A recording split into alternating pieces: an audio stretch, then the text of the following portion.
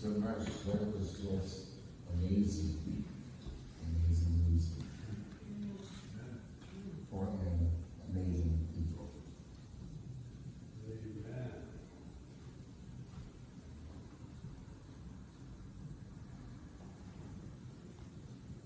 Let the words of my mouth have received the meditation of my heart. Find favor in the heart of these going to hear, and in the heart of the apostles.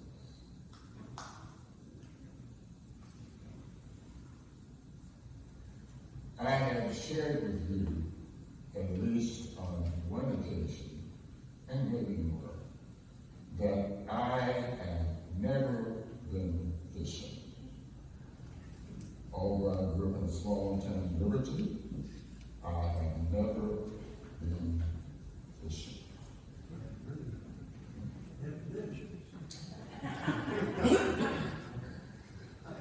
When I was a child, my father went fishing some, but not much. He was drafted into the Army during World War II. And after his 2-year stint, he was a corporal. But he was also designated a sharpshooter. That ability he used in hunting and supplementing the family's food supply. My mother, who was a culinary genius, would make delectable whatever game he brought home. I had problems giving the pre-cooked animal. The face, particularly the eyes, troubled me. It seemed as though they were indicting me, as though I had taken the life. I felt a little bit different after it's on the table, and my mother had done what she could with it, and made it delectable. But over the years, friends have suggested that I take up fishing as a hobby. And I have always rejected it. Not that it was like I was offended by the idea. I rejected it because I had such a lack of patience. And I see myself sitting there in a riverbank or anywhere else for hours and hours and hours and not coming home with any catch.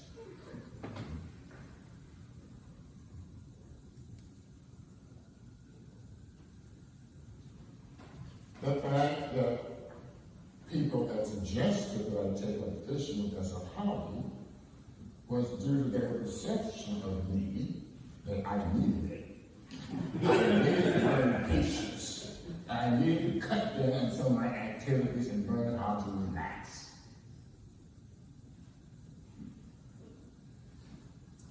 But the other problem I had with fishing, I always had these visions of, the little fish swimming in the river, and all of a sudden they dinners in front of them, and they hook. And so not only did they not have dinner, they picked dinner for the fishermen. So I've always had problems with this. As a child, I was really squeamish. And I remember trying to dissect fur, and I just could not. Even though I was a pre-med student.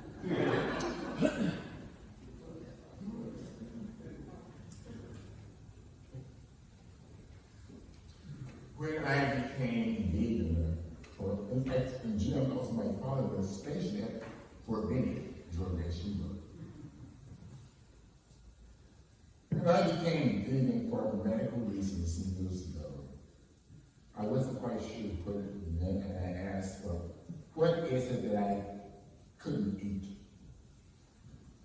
And was answered by the nurse that I could not not eat anything with a face, or that came from something with a face. Because I could not stand eating with a face. I can't. So,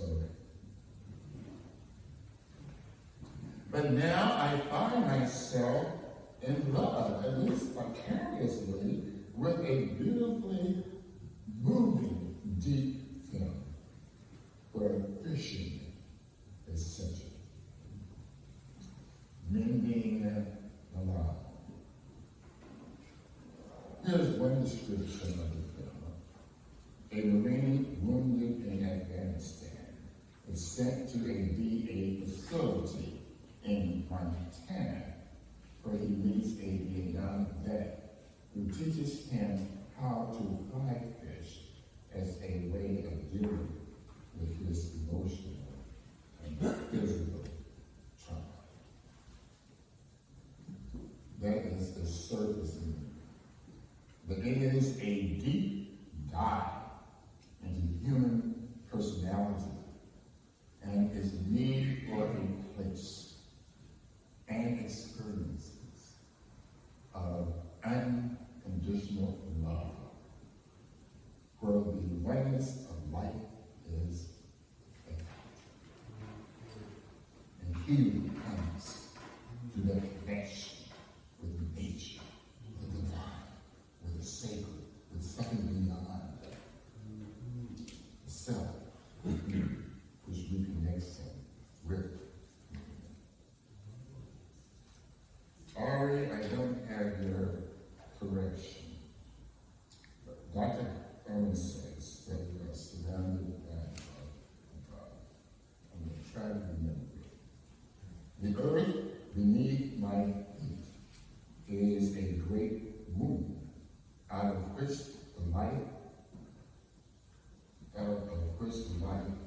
I think this is the first thing, upon which my body depends, comes in utter abundance. There is a word in the soil, a mystery, by which the death of one seed is transformed 1,000-fold in the newness of life.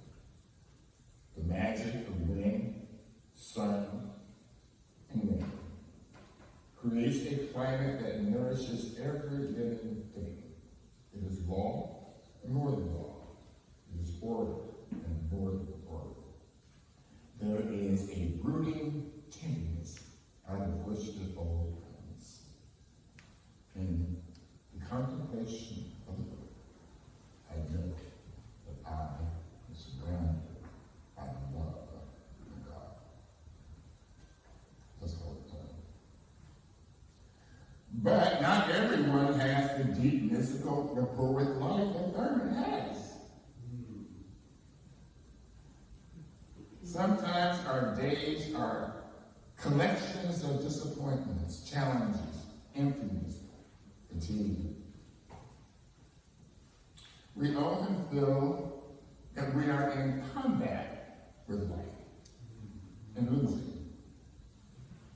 Often we feel abandoned when the world around us is not the world we needed, when the nations and neighbors refuse to be the nation and neighbors that must come into being. We tire of constantly reacting to machinations of repression that have not the energy nor luxury to create something different. Yes, continuous trauma can leave us more cranky than creative. A song by Danny Kaepernick helps. Hang on to the world as it spins around you. Just don't let the spin get you down. Things are moving fast. Hold on tight, and you will last. Keep your self-respect, your manly pride. Get yourself in gear. Keep your stride. Never mind your fears. Brighter your days will soon be here. Take it from me, someday we'll all be here. Keep on walking tall, hold your head high, lay your dreams right up to the sky. Sing your greatest song, and you'll keep going on. Take it from me, someday we'll all be free. Hey, just wait and see, someday we'll all be free. Yeah. Take it from me, someday we'll all be free. And we won't be long. Take it from me, someday we'll all be free. Take it from me, take it from me, take it from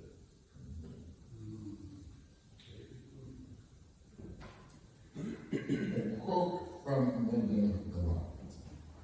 So you stand in the river, facing upstream, with the water rushing down upon you, as if it could somehow fill the hollow emptiness. And somehow it always does.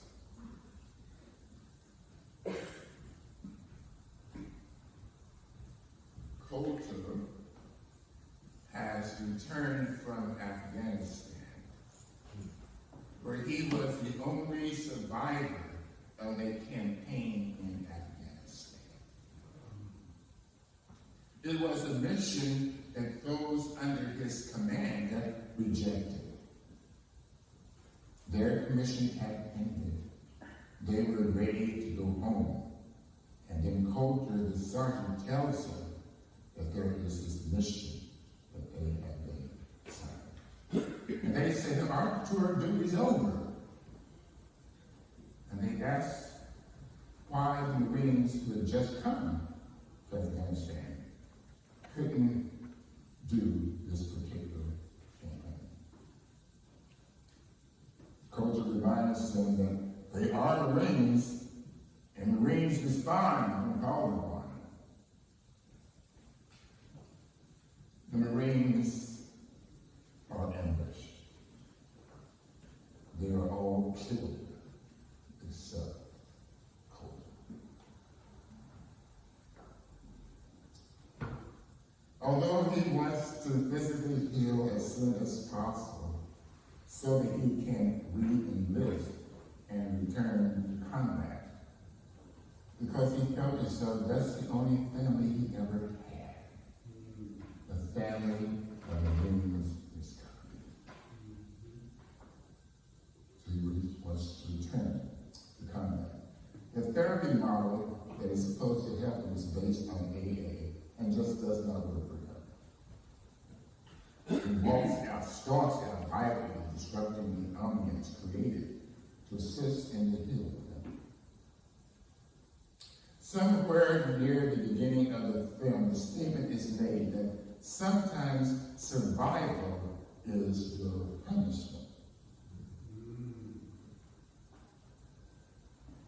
The idea is a potent one and reminded me so much of the experience of my older brother, Neil, during Vietnam. This platoon was also ambushed, leaving him as the only survivor. How do you deal with that reality? The question of why is a profound and deep. Why was he alive while others perished? This is called the survivor's guilt, which gnaws away at the mind and soul, normally leading to alcoholism, drug use, or whatever. You try to take away the pain of seeing your buddies suffer. So, fly fishing was a way to heal, and that was suggested to Coulter. There was a Vietnam veteran, Ike Fletcher, who experienced similar trauma due to similar experiences in Vietnam. And finally, after going through the the same things that Cody had gone through, drinking and so on, settled on fly fishing as the place of healing and total acceptance and resilience. Just a couple of quotes from the There is Lucy, a librarian, and she and Cody become very close friends. And she said, it was her own experiences of fly fishing. So it was one morning, I stood up without even casting and with no trout rising. And as the water rushed past me, I knew it was washing my burdens away, swirling them downstream like the autumn leaves. There's a great deal about living the trout can teach us. They teach us how to keep swimming, even in a steady current. Trout know that if they stop swimming, they cease to be trout and begin to become debris, floating without purpose, wherever the current may take them. Trout know that if they keep swimming, facing into the current, perhaps in the eddy of the water, all that they need will truly live. All that they need to truly live will eventually come to them. I learned a great deal from trout. Fly fishing connects you with the trout world, and in doing so,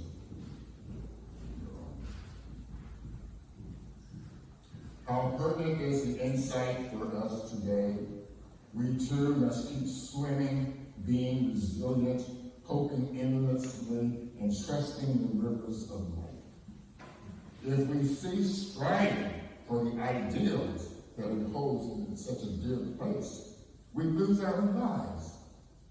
We are no longer children of tomorrow, children of the night, children of the new nation. No. We become directionless, drifting afloat with no place to call home and no horizon ahead to beckon us. We must keep swimming or return to trash. Not even garbage that can fertilize conditions that may lead to new life or something else growing. Trash is good for nothing but the landfill. Langston Hughes wrote, I know rivers, ancient as the world, and older than the flow of human blood in the veins. My soul has one deep like rivers. So trouts know that if they keep swimming, facing the current, perhaps in the eddy of their run, all that they need will eventually come to them. My father used to say that what we need will be supplied. Dr. Thurman says that there is strength sufficient for our needs, wherever those needs we need. Coulter goes fishing with Ike. Coulter is joyful about catching his first fish. I will not know all the details. I instructs Coulter to wet his hands as we bring the fish in, and then let the fish go. And Coulter is puzzled. But isn't that the purpose of fishing? You catch it. And Ike responds in the most beautiful way. I decided a long time ago I was done with killing.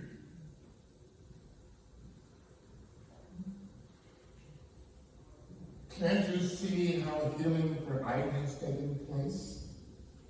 Suppose we as individuals and nation could say, We're done with killing in its various forms. War, poverty, disdain for those differently able, gender abuse. We're tired of racism and sexism. We no longer kill through class exploitation and personal pressures. Ike says, standing in the river, you become part of nature. So most of us see ourselves as the powerful bear, the slick trout, or the majestic dog. But in reality, we are the mayfly, some of us, being carried along the current. The smallest piece, but a piece nonetheless of this grandness that surrounds you. Yes, that means you may face danger above and below. But it also means, for the brief time you're here, we can choose to fly, to live. Fishing doesn't solve your problems. It only brings them to the surface. But I think you know that now, I can handle everything you've gone through. The quotations are from the film, Mending, are excerpts from the book, Casting Forward, by Steve Ramirez. The book incorporated by Dorsey. Dr. Thurman concludes this meditation, surrounded by the love of God, with these words, which are for all of us. I think we can all understand the power of these words. The edge of hope that constantly invades the seasoned grounds of despair. The faith that keeps watch at the doors through which pass all the labors of my life and heart for what is right and true. The impulse to forgive and to seek forgiveness, even when the injury is sharp